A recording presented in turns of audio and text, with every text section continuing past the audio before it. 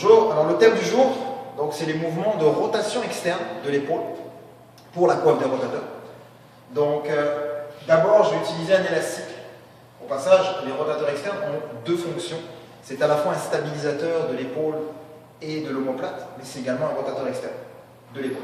Donc, je vais d'abord montrer un exercice de stabilisation de l'épaule et de l'omoplate. Avec un élastique, je pousse l'élastique vers l'avant, je crée une petite résistance.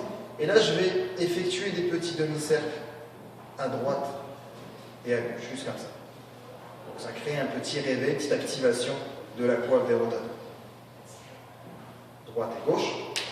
Par la suite, je peux utiliser une poulie avec une charge.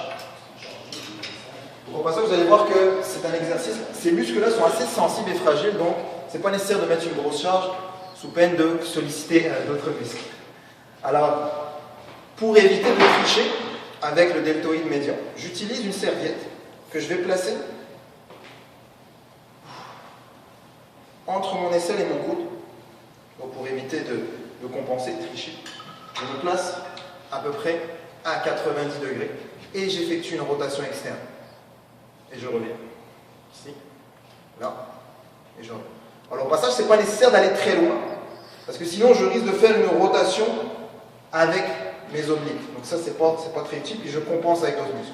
Autre chose à éviter, le poignet, d'éviter de le faire en extension du poignet. On essaie de garder le poignet le plus neutre possible. Donc dans cet angle-là. Rotation externe sous le plan transverse.